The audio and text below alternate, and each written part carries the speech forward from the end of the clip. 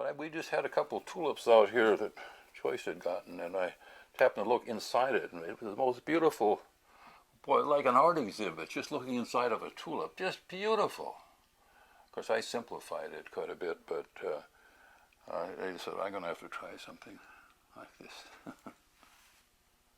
You're always looking for ideas.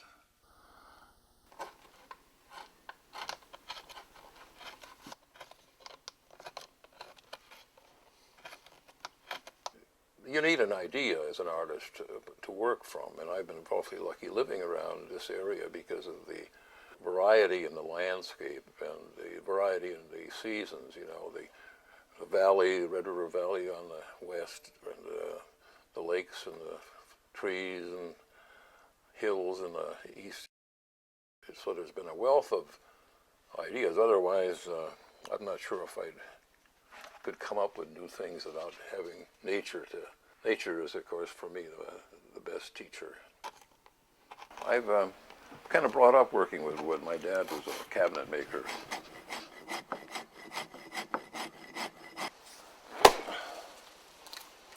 Yeah, boy, that's when I hit right in the middle. I usually don't do that. But I always heard him talking about the beautiful job they were doing, and when he talked about a piece, he would say, this will last 1,000 years.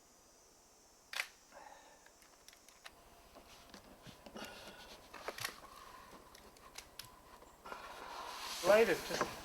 It's nice light, isn't it? It's really just, yeah. Yeah.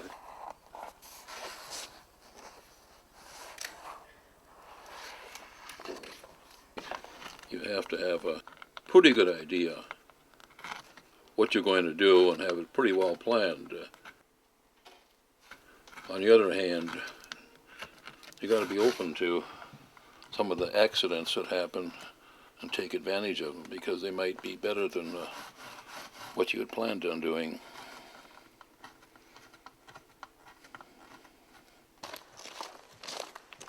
You know, I call myself a scavenger. I use the stuff that other people throw away. I hate wasting anything.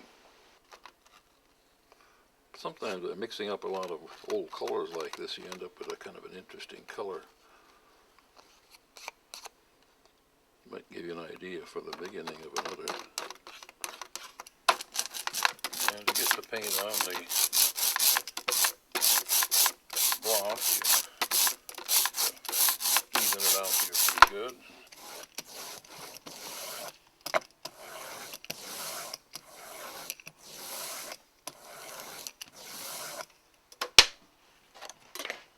It's kind of exciting to see what it looks like when you do print it. That's the beginning of a printing of a color that may lead to something and may not.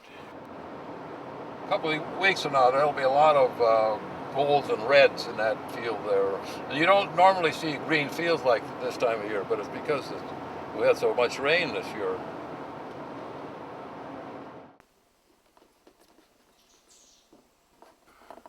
I was it Fritz Shoulder that somebody asked when he painted. He says, I'm painting all the time because I'm always looking. And I think I have a tendency to look when I'm driving around. There's a lot of water around now that usually isn't water this time of year because of the. Someone's already cut their corn there, harvesting corn. Yeah, they're starting. And you never know when you might see some hay. I've never done this before, and it looks kind of interesting. I've done a few birds. When I finish a print, sometimes I get a little bit stressed out on printing. I don't have an idea for it, and I feel the need to do something that's less challenging. I like to think of my birds being somewhat like my paintings. There's kind of an abstraction of an idea.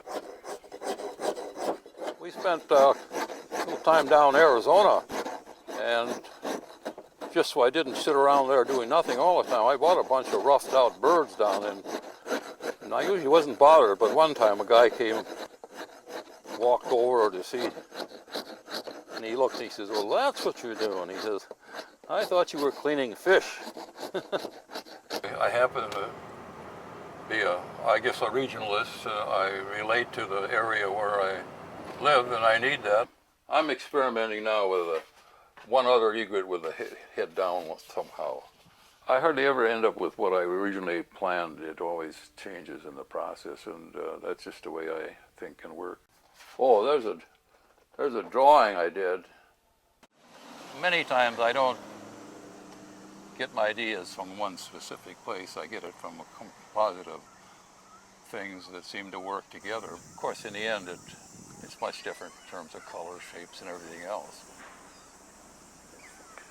Well, I think every artist, too, in a sense, is a teacher and wants to be known as someone who has made life a little more meaningful to people that look at his work.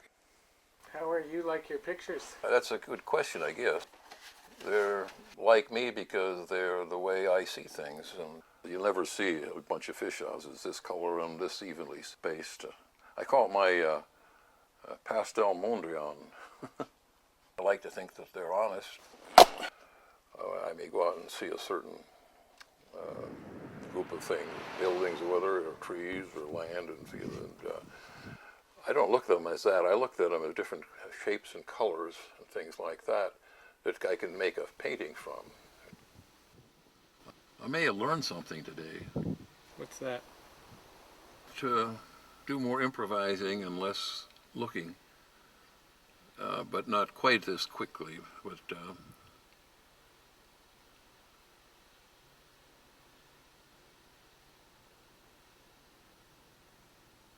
sometimes you learn things, but you're not sure what you learn. But you just feel you grew a little. There's a mystery about art, and I like to think an artist tells you something new about the subject, a different way of looking at it. Wow. I guess that does brighten it, doesn't it? It's very alive. Well, I keep seeing things that I did wrong.